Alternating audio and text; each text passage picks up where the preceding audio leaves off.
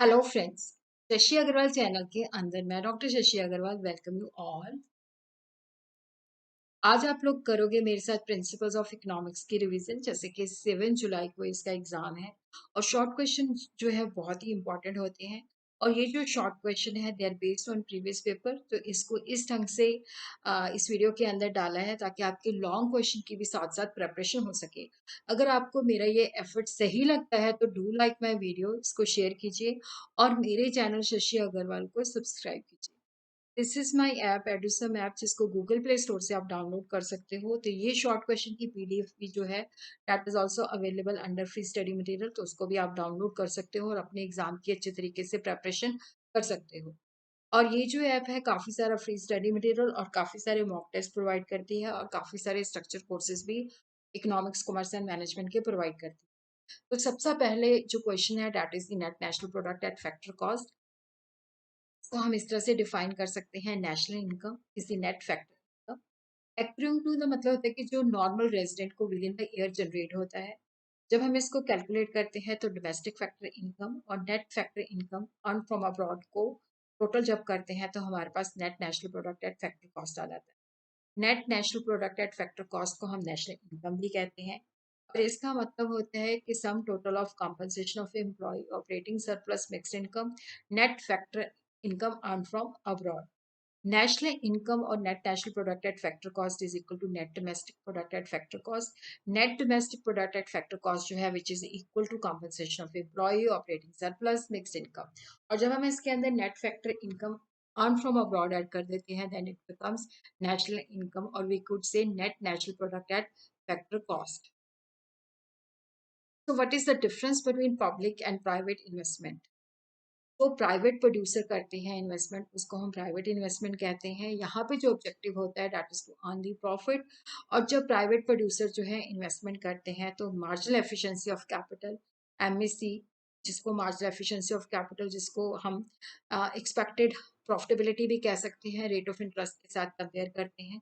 अगर हमारा expected return जो है रेट ऑफ इंटरेस्ट से ज़्यादा है तो हम निवेश करते हैं, और अगर हमारा रेट ऑफ इंटरेस्ट ज़्यादा है, प्रॉफिटेबिलिटी कम है, तो हम नहीं करते। पब्लिक इन्वेस्टमेंट जो है गवर्नमेंट के द्वारा की जाती है। यहाँ पे जो ऑब्जेक्टिव होता है, गवर्नमेंट जो है सेंट्रल गवर्नमेंट भी हो सकती है, स्टेट गवर्नमेंट भी हो सकती है, लोकल गवर्नमेंट भी हो सकती है।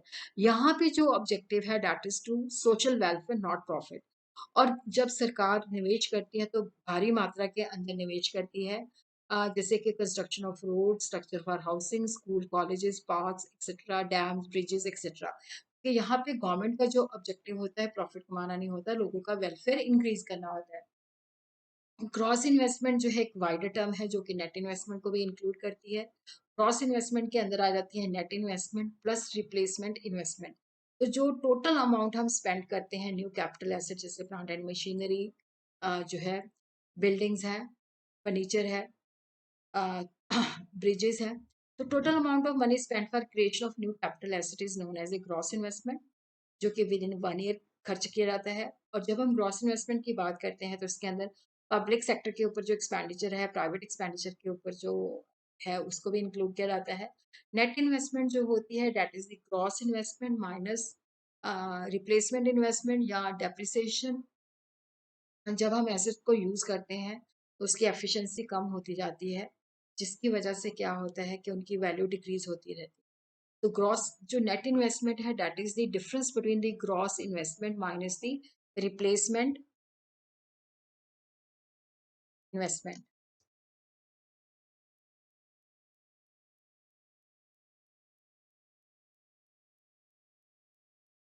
Autonomous investment and induced investment. Autonomous investment जो होती है जो कि independent of variation of income, profit and output.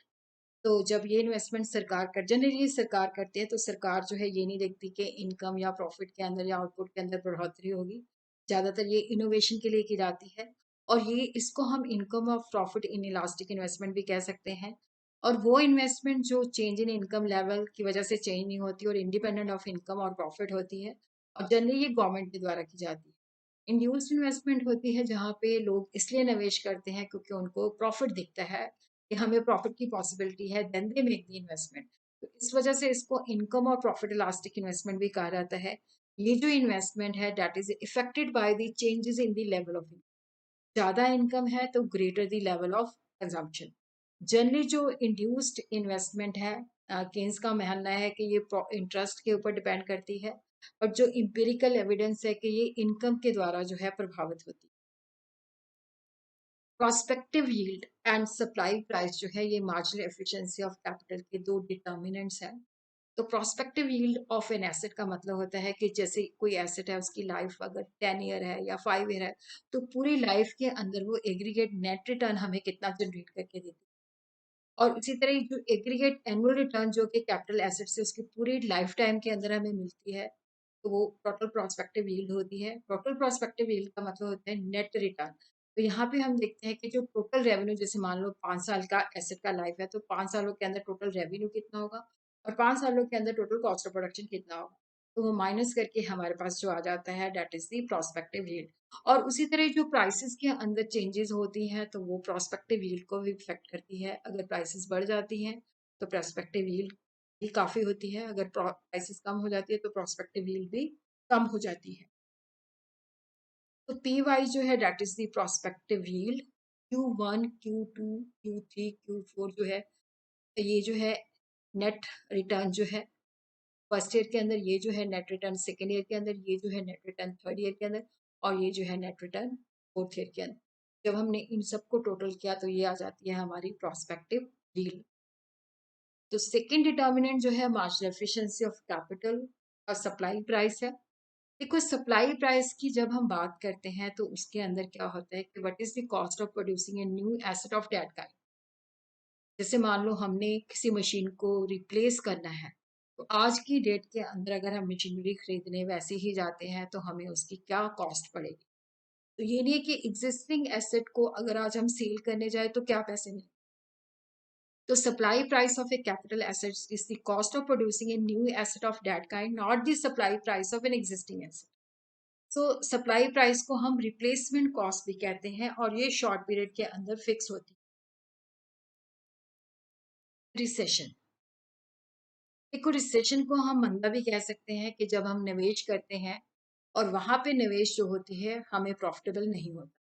तो यहाँ पे क्या होता है कि पेसिमिज्म की धारणा होती है कि जैसे जब मतलब प्रॉस्पेरिटी होती है तो वहां पे ऑप्टिमिज्म होता है, लेकिन जब हम रिसेशन के अंदर होते हैं तो ऑप्टिमिज्म से हम निराशावाद की तरफ कन्वर्ट हो जाते हैं। और यहाँ पे क्योंकि रिसेशन है तो प्रॉफिटेबल नहीं है तो इन्वेस्टमेंट कम होनी शुरू हो जाती है और बहुत सारी ऑर्गेनाइजेशन जो इस लॉस को बेयर नहीं कर सकती वो बंद हो जाती है और बेरोजगारी बढ़ जाती है और इकोनॉमिक एक्टिविटी काफ़ी कम हो जाती है, लोगों की इनकम भी कम हो जाती है और जिसकी वजह से डिमांड नहीं होती। तो these are the features of the recession, fall in economic activities. तो जिसकी वजह से इकोनॉमिक एक्टिविटीज के अंदर रिडक्शन है तो इन्वेस्टमेंट भी कम हो जाएगी, इन्वेस्टमेंट कम है तो इनकम और आउटपुट भी कम हो जाएगी, और जब काम ही नहीं है तो वर्कर जो है बेरोजगार हो जाएंगे और चीज़ें जब बिकेंगी नहीं क्योंकि लोगों की इनकम ही नहीं है तो प्राइसेस कम होने शुरू हो जाएंगे, प्रॉफिट्स भी कम होने शुरू हो जाएंगे, वेजेस भी कम हो जाएंगी, और उसी तरह बैंक क्रेडिट भी क्योंकि उसकी भी आवश्यकता नहीं पड़ेगी। और उसी तरह क्या है यहाँ पे जो निराशावाद की धारणा है वो ज़्यादा होती है और कंज्यूमर की जो डिमांड है वो भी कम हो जाती है। और इसी तरह ये क्वेश्चन भी आ चुका है, what do you mean by business cycle और ट्रेड साइकिल।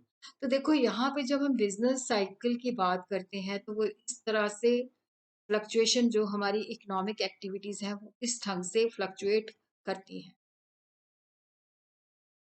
ये जो है कभी अप कभी डाउन, कभी तेजी कभी मंदा, तो ये जो है इस तरह से जो है ये बिजनेस साइकिल कहलाता है।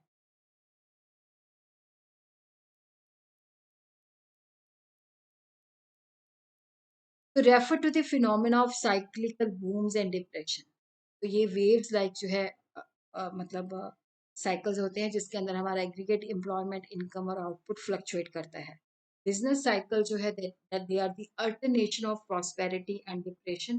तो यहाँ पे हम देखते हैं कि जैसे कभी तेजी है तो कभी मंदा है, तो ये जो है इस तरह से होती है। Tribe cycle is composed of periods of good trade characterized by rising prices, low unemployment।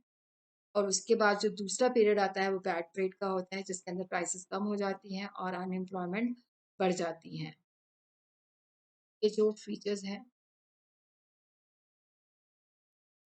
Cyclical wave जैसी फ्लक्चुएशंस आती हैं और फ्लक्चुएशन बार बार रियकर करती हैं, इरेगुलर होती है, कौन सा साइकिल कितनी देर चलेगा, और उस ये हमारी मतलब आउटपुट एम्प्लॉयमेंट और प्राइसेस को अफेक्ट करती हैं।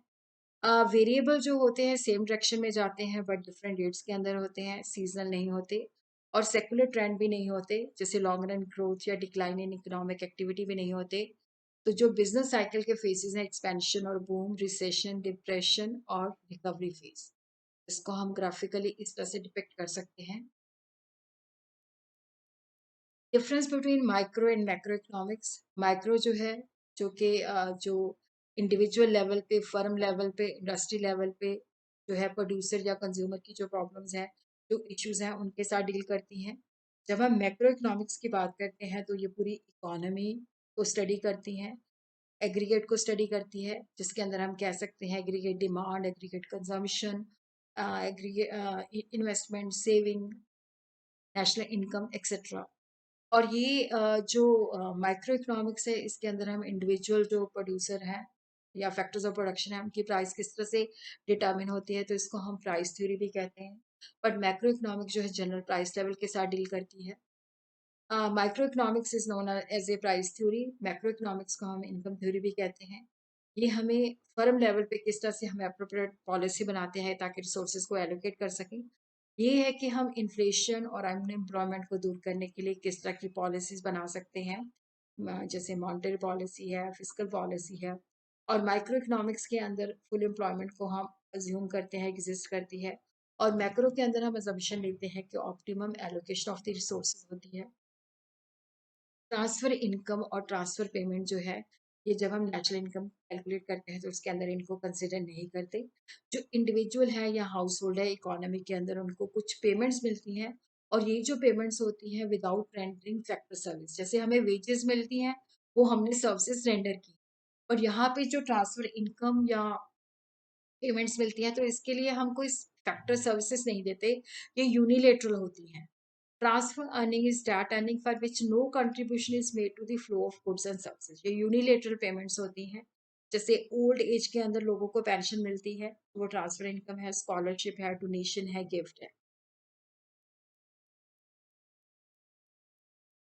Difference between classical and Keynesian theory, देखो जो क्लासिकल थ्योरी है दैट इज बेस्ड ऑन सेल्स लॉ ऑफ मार्केट, सेल्स लॉ ऑफ मार्केट से कि supply creates its own demand, तो वहां पे general over production, general unemployment की पॉसिबिलिटी नहीं है।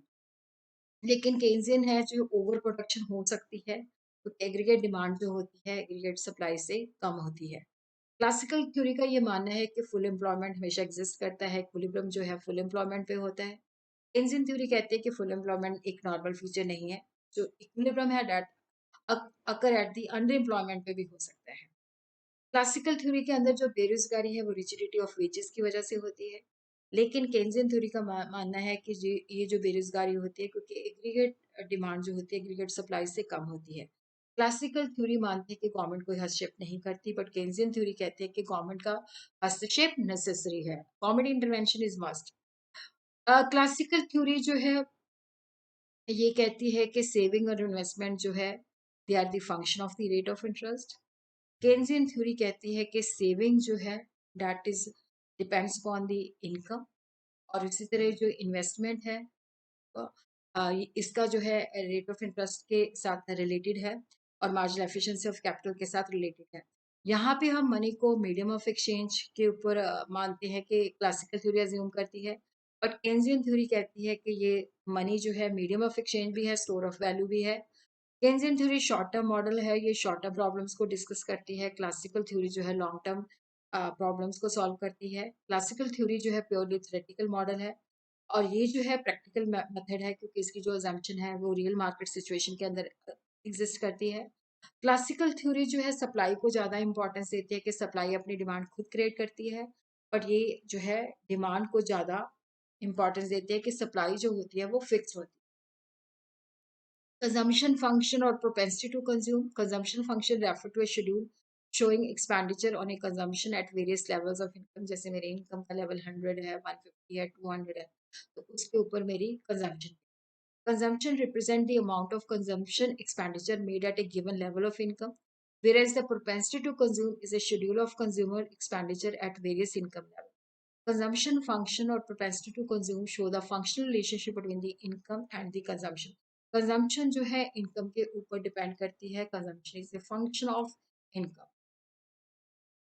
तो ये एक साइकोलॉजिकल कंसेप्ट है. लोगों की जो प्रोपेंसिटी टू कंज्यूम होती है डिफर करती है. प्रोपेंसिटी टू कंज्यूम इनकम के ऊपर डिपेंड करती है. जो गरीब लोग होते हैं उनकी हायर प्रोपेंसिटी होती है और एवरेज प्रोपेंसिटी जो है जैसे जैसे हमारी इनकम बढ़ती है उसके साथ फॉल करती जाती है. और उसी तरह क्या है कि देखो जो जब हमारी इनकम जीरो होती है तो भी हमारी कुछ ना कुछ कंजम्पशन होती है. तो प्रोपेंसिटी टू कंज्यूम जो है it is of two types. Average propensity to consume, क्योंकि कई बार इस पे भी आ जाता है define average propensity to consume and define marginal propensity to consume. तो एवरेज प्रोपेंसिटी टू कंज्यूम जो है that establish the relationship between the total income and total consumption. Average propensity to consume जो है consumption divided by income. Marginal propensity to consume होती है कि जब हमारी इनकम चेंज होती है तो हमारी कंजम्पशन भी चेंज होती है. तो that is the ratio of change in consumption due to the change in income.